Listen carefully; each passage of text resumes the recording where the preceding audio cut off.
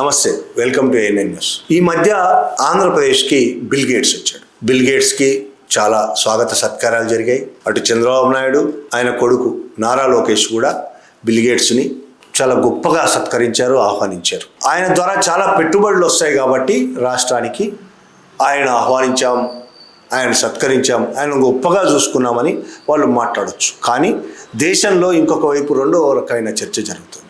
Bill gates పేరు ప్రస్తుతం Epstein ఫైల్స్లో ఉన్నది. ఎప్స్టీన్ ఫైల్స్కి సంబంధించి చాలా రోజులుగా చర్చ జరుగుతున్నది, మీకు కూడా తెలుసు. ఎప్స్టీన్ అనే వ్యక్తి చేసిన సెక్స్ స్కాండల్స్. ఆయన ఒక రాజకీయ బ్రోకర్, ప్రపంచవ్యాప్తంగా బ్రోకరిజం చేసేవాడు. అనేక మంది రాజకీయ నాయకులతో, కొన్ని వేల మంది అన్ని దేశాల ప్రముఖులతో ఆయనకు సంబంధాలు ఉన్నాయి. ఆయన సొంతదైన ఒక ద్వీపంలో బాలికలతో, చిన్న పిల్లలతో సెక్స్ స్కాండల్ చేశాడు. చాలామందిని తీసుకెళ్లేవాడు అక్కడికి. అందులో చాలామంది పేర్లు వచ్చాయి. అందులో బిల్ గేట్స్ పేరు కూడా ఒకటి. ఇదే కారణం రీత్యా బిల్ గేట్స్ భార్య ఆయనకు విడాకులు ఇచ్చిందనే విషయం కూడా మనం మర్చిపోవద్దు. మిలిండా ఆయన బహిరంగంగా చెప్పింది, ఆమె ఎందుకు విడాకులు ఇచ్చాను, ఎప్స్టీన్తో ఆయనకున్న సంబంధాలు, ఆయన వ్యవహారాలు చూసి నేను విడాకులు ఇచ్చానని చాలా స్పష్టంగా చెప్పింది. దాన్ని బిల్ గేట్స్ మేనేజ్ చేసే గ్రూప్స్ వ్యతిరేకించవచ్చు. కాక ఎప్స్టీన్ ఫైల్స్లో ఆయన పేరు బయటికి రావడం మామూలుగా ఏదో ఆయన కలిశాడో అంత చిన్న విషయం కాదు. కలిశాడని ఒక రాత కాదు. రష్యా అమ్మాయిల వల్ల ఆయనకు రోగాలు వచ్చాయి. దాన్ని తగ్గించుకోవడానికి నన్ను మందులు అడిగాడు కూడా అని కూడా ఎప్స్టీన్ ఫైల్స్లో ఉన్నది. ఎప్స్టీన్ చెప్పినట్టు ఫైల్స్లో ఉన్నది. ఈ వ్యవహారాలన్నీ తెలిసే మెలిండా బిల్ గేట్స్ భార్య ఆయనకు విడాకులు ఇచ్చింది. ఇంత దారుణమైన వ్యక్తి. ఎప్స్టీన్కు ఫస్ట్ ఒక కేసు జరిగింది, ఇలాంటి కేసే. 2008లో ఆయనకు శిక్ష పడింది. అమెరికాలోని ప్రముఖులందరూ కలిసి ఆయనకు పెద్ద శిక్ష పడకుండా చిన్న వ్యభిచారం కేసుగా చేసి ఆయనను కొద్ది కాలమే జైల్లో ఉంచి, అది కూడా జైల్లో ఉన్నంత కాలం బయటకు ఆఫీస్కు జైలుకు నడుస్తూ రోజు పోతూ వస్తూ ఆ శిక్ష లేకుండానే బయటకు తీసుకొచ్చారు. కానీ కోర్టు రికార్డ్స్ ప్రకారం ఆయనకు శిక్ష పడింది ఇదే కేసు, ఇలాంటి కేసులని. ఆ తర్వాత మళ్ళీ కేసు మొత్తాన్ని ఒక జర్నలిస్ట్ దూరడంతో మళ్ళీ ఆయన అరెస్ట్ చేశారు. అయితే ఒకసారి ఆయనకు శిక్ష పడ్డ తర్వాత కూడా బిల్ గేట్స్ కానీ, మన దగ్గర భూపేందర్ కానీ, సెంట్రల్ మినిస్టర్ భూపేందర్ కానీ, వీళ్ళందరూ, మోడీ కానీ ఆయనకు 2008లో శిక్ష పడి బయటకు వచ్చిన తర్వాత మళ్ళీ సంబంధాలు ఆయనతో కొనసాగించారు. ఆయన గురించి తెలిసి ఆయన ద్వీపంలో, ఐలాండ్లో ఏమేం జరుగుతుందో ప్రపంచం అంతా కోడై కూసిన తర్వాత కూడా వీళ్ళు ఆయనతో సంబంధాలు కొనసాగించారు. బిల్ గేట్స్ కూడా ఆయనతో సంబంధాలు కొనసాగించారు. సంబంధాలు ఒకసారి రెండుసార్లు మాట్లాడడంగా చాలా రెగ్యులర్ సంబంధాలు కొనసాగించాడు. తన ఫౌండేషన్కి ఫండింగ్ కోసం ఆయన దగ్గరికి వెళ్ళాను అనేది మాట్లాడుతున్నాడు బిల్ గేట్స్ ఎప్స్టీన్ ఎలాంటి వాడో తెలిసి కూడా వెళ్ళాను అని చెప్తున్నాడు. అంటేనే ఇవాళ ఆయన సారీ చెప్తున్నాడు.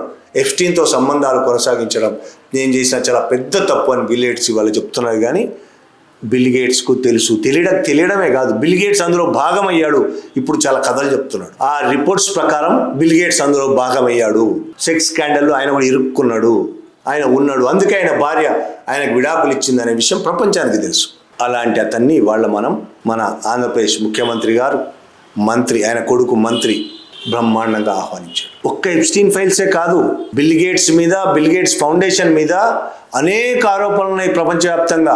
దక్షిణాఫ్రికా దేశాల్లో ఆయన చేసిన దారుణమైన పనులు, మన దగ్గర మన తెలంగాణలో ఉమ్మడి ఖమ్మం జిల్లాలో ఆయన చేసిన దారుణమైన పనులు, గుజరాత్లోని వడోదరలో ఆయన చేసిన దారుణమైన పనులు ఖచ్చితంగా మనం తెలుసుకోవాల్సిన అవసరం. ఇదేది ఆరోపణలు కాదు, దీన్ని పార్లమెంటరీ కమిటీ ధృవీకరించింది ఈ పనులని.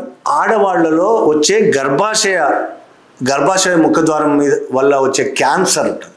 ఆ క్యాన్సర్కు వ్యాక్సిన్ తయారు చేయడం కోసం HPV వ్యాక్సిన్ అంటారు. దానికి సంబంధించి ఒక ప్రాజెక్టు, ఆ ప్రాజెక్టు నిర్వహించే వాళ్ళకి నిధులు కావాలి, ప్లస్ అది టెస్ట్ చేయడానికి పిల్లలు కావాలి, బాలికలు 10-14 ఏళ్ల లోపు బాలికలు కావాలి. చట్టబద్ధంగా యూరోప్ దేశంలో సాధ్యమే కాదు అలాగా. ఎందుకంటే మనుషులను గిన్నీ పిగ్ లాగా మనుషుల మీద టెస్ట్ చేసే పని వేరే దేశాల్లో, యూరోప్ లాంటి దేశాల్లో సాధ్యం కాదు.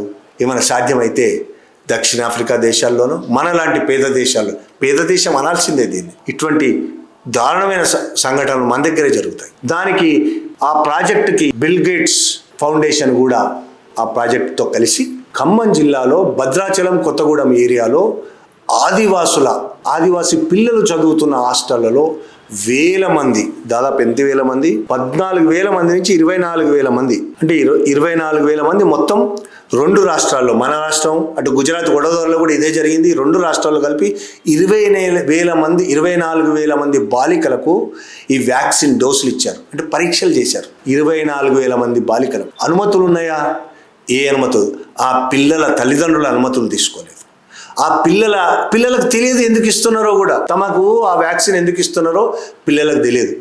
హాస్టల్ వార్డెన్లకు లంచాలు ఇచ్చి ఆ పిల్లలకు వ్యాక్సిన్లు ఇచ్చారు. దీనివల్ల భద్రాచలం ఏరియాలో 7 బాలికలు చచ్చిపోయారు. 7 బాలికలు ఈ వ్యాక్సిన్ వల్ల చచ్చిపోయారు. వేల మంది అనారోగ్యాల పాలయ్యారు. కోలుకోలేని అనారోగ్యాలు, అనేక నెలల పాటు, సంవత్సరాల పాటు అనారోగ్యాల పాలయ్యారు. ఇంత దుర్మార్గమైన పని ఈ బిల్ గేట్స్ ఫౌండేషన్ చేసింది. దీని మీద పూర్తిగా నిబంధనలు ఉల్లంఘించి ఈ పనులకు పాల్పడ్డారని పార్లమెంటరీ స్టాండింగ్ కమిటీ తేల్చింది. 2013లో పార్లమెంటరీ స్టాండింగ్ కమిటీ దీని మీద రిపోర్ట్ ఇచ్చింది. ఆ ప్రాజెక్టును మొత్తం రద్దు చేసింది. ఆ పనులు చేయడానికి వీల్లేదని చెప్పింది. 2010లో కేంద్ర ప్రభుత్వం, 2010లోనే ఈ రిపోర్ట్ రాకముందే కేంద్ర ప్రభుత్వం 2010లోనే ఈ వ్యాక్సిన్ ట్రయల్స్ నిషేధించింది. సుప్రీంకోర్టులో కూడా దీని మీద కేసులు నడిచాయి.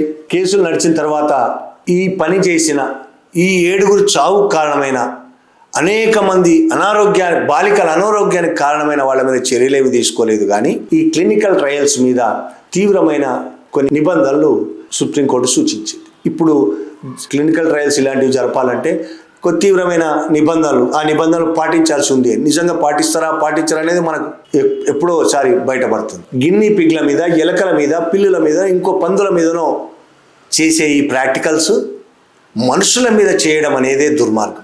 అన్ని ప్రాక్టికల్స్ అయిపోయిన తర్వాత ఇక చివరి సమయంలో అన్నిట్లో సక్సెస్ అయిన తర్వాత చివరగా మనుషుల మీద ప్రయోగాలు చేయాలి. ఆ మనుషుల మీద ప్రయోగాలు చేసినప్పుడు కూడా ప్రభుత్వ అనుమతి ఉండాలి. ఎవరి మీద ప్రయోగాలు చేస్తారో వాళ్ళ అనుమతి ఉండాలి, వాళ్ళ తల్లిదండ్రుల అనుమతి కూడా ఉండాలి. ఆ అనుమతులన్నీ తీసుకొని వాళ్ళకి ఎలాంటి హాని జరిగినా పూర్తి బాధ్యత తమదిగా తీసుకొని మాత్రమే ఇటువంటివి చెయ్యాలి. అంత ఈజీ కూడా ఇవి చేయడానికి అనుమతించరు ప్రభుత్వాలు, అనుమతించరు కూడా. అలాంటిది చాలా ఈజీగా వచ్చేసి ఆదివాసీ పిల్లలు, మనలాంటి దేశంలో మామూలు ప్రజలు, మామూలుగా అర్బన్లోనూ ఉండే వాళ్ళనే పట్టించుకొని ప్రభుత్వం, పేదలంటేనే చాలా చిన్నచూపున్న ప్రభుత్వాలు ఇక ఏదో మారుమూలల్లో ఉండే ఆదివాసుల గురించి పట్టించుకోరు. కాబట్టి ఈ బిల్ గేట్స్ లాంటి వాళ్ళు కూడా ఆ బాలికల మీద, ఆ కుటుంబాల మీద ఇటువంటి దుర్మార్గాలు చేసింది. ఇలాంటి దుర్మార్గాలు చేసిన బిల్ గేట్స్ ఇవాళ మనం ఆహ్వానిస్తున్నాం, చాలా గొప్పగా ఆహ్వానిస్తున్నాం. ఒకవైపేమో సెక్స్ స్కాండల్లో ఉంటాడు, బాలికలతో, చిన్నపిల్లలతో సెక్స్ స్కాండల్లో ఉంటాడు.